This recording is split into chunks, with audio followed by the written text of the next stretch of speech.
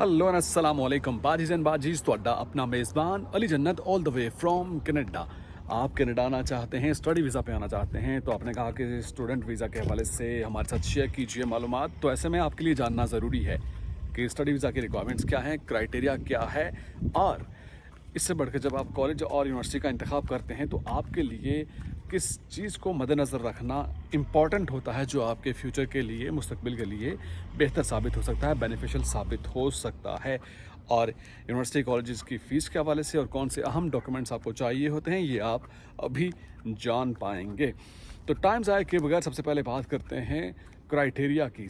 As की पहले बात कर लेते हैं कि आपकी एज 18 साल है या 18 साल से ज़्यादा है तो आप स्टडी वीज़ा के लिए अप्लाई कर सकते हैं, आप बिल्कुल एलिजिबल हैं।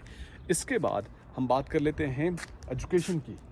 आपकी एजुकेशन 12th ग्रेड तक आपने तालीम मुकम्मल की है, यानी 12वीं जमात तक आपकी तालीम है, तो आप अप्लाई कर सकते हैं स्टडी वीज़ा के लिए।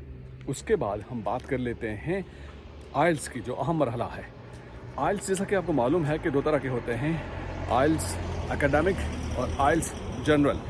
आइल्स एकेडमिक होता है स्टडी के लिए, आपने किसी भी कोर्स का इंतखाब करना है तो उसके लिए आपको आइल्स एकेडमिक करना पड़ेगा। और जनरल जो आपने चूज़ करना है वो आप यहाँ जो पीआर के प्रोग्राम हैं उसके लिए आप अप्लाई करेंगे, यानी जो फेडरल प्रोग्राम है और प्रोविंशियल जो प्रोग्राम्स हैं, लेट्स से एक्स्ट्रा सेंट्री का नाम आपने सुना होगा, और पीएनपी प्रोविंशियल नॉमिनी प्रोग्राम के बारे में आपने सुना होगा। तो उसके लिए अगर आपके पास आइल्स है रिक्वायर्ड बैंड के साथ तो आप पीआर के लिए अप्लाई करेंगे। और आइल्स के बैंड आपको करने चाहिए 6 band each. Listening, reading, writing और स्पीकिंग में आपको 6 बैंड ईच चाहिए। और अब बात आती है कि आइल्स आप कैसे करेंगे। ये आपने डिटरमिन करना है कि आपकी इंग्लिश का लेवल क्या है।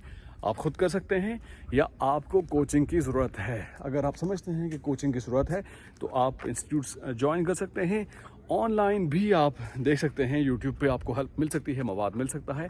लेकिन अगेन ये आप पे डिपेंड करता है कि आप किस पानी में हैं, ये आपने खुद डिटरमिन करना है, क्योंकि हर बंदा अपने बारे में बेहतर समझता है और जानता है। और एक और ख़ास बात कि आइल्स अगर आपकी पहली अटैम्प्ट में नहीं होता तो उसमें आपको परेशानी नहीं होना, निराश नहीं होना, क्योंकि पहली अटैम्प्ट में मोस्टली लोगों का नहीं होता। दूसरी अटैम्प्ट में आप मज़ीद चीज़ें समझ जाते हैं और दूसरी तीसरी में जाके अगर होता है तो फिर भी अच्छी बात है। आइल्स का हो गया, तो अब आगे मरहला आता है कॉलेज और यूनिवर्सिटी को सिलेक्ट करने का। तो जब आप कॉलेज का इंतखाब करेंगे तो पब्लिक और प्राइवेट कॉलेजेस आपको मिलेंगे। तो ऐसे में आपने ये मेक श्योर करना है कि कॉलेज जो है वो पब्लिक होना चाहिए। और उससे बढ़कर एक ख़ास बात, अहम बात, वो ये है कि जो भी कॉलेज है वो गवर्नमेंट ऑफ कनाडा से अप्रूव्ड होना चाहिए। और ये भी आपने मेक श्योर करना है, ये लाजमी बात आपने करनी है। बहुत सारे स्टूडेंट्स इस बात पे तवज्जो नहीं देते, उनका मकसद यही होता है कि किसी तरह से एडमिशन ग्रांट हो जाए। एडमिशन तो हो जाता है, लेकिन वो आपने देखना है कि आपके कोर्स के बाद पोस्ट वर्क परमिट आपको मिलता है, वो आपके लिए आसान होगा। ये चीज़ आपने जहन में रखनी है, ध्यान में रखनी है। और यूनिवर्सिटी का इंतखाब भी आप करेंगे। और यूनिवर्सिटी और कॉलेज की अब फ़ीस के बारे में बात करते हैं। तो यहाँ पर बात आती है एसडीएस और नॉन एसडीएस कैटेगरी की। आप एसडीएस कैटेगरी में हैं, इंडिया पाकिस्तान एसडीएस कैटेगरी में आते हैं। और मिडल ईस्ट की हम बात कर लें तो उसमें जो ममालिक हैं वो नॉन एसडीएस में आते हैं। आप सर्च आउट कर सकते हैं गूगल पे, एसडीएस कैटेगरी में कौन से मुल्क हैं और नॉन एसडीएस में कौन से हैं। एसडीएस जो कैटेगरी है उसकी फ़ीस की अगर हम बात करें तो आपकी जो कोर्स की एनुअल फ़ीस होगी, यानी सालाना फ़ीस आपने देनी होगी। उसका एक अच्छा पॉइंट ये भी है कि आपने 1 साल की फ़ीस पे कर दी एडवांस, तो आपको कोई टेंशन नहीं है कि फ़ीस जमा करानी है, something like that. So non SDS के लिए आपको सेमेस्टर की फ़ीस पे करनी होती है, ये फ़र्क होता है। और दूसरी चीज़ ये है कि एसडीएस कैटेगरी में आप फॉल कर रहे हैं, यानी आप इंडिया पाकिस्तान से हैं, तो आपने यहाँ कनाडा के बैंक में अकाउंट ओपन करना है। जीआईसी अकाउंट आपका होगा और उसमें आपको 10,000 यानी 10,000 कैनेडियन डॉलर आपने डिपॉजिट करने हैं, रखने हैं, और वो आपका ही पैसा होगा, वो आपके इस्तेमाल में ही आएगा।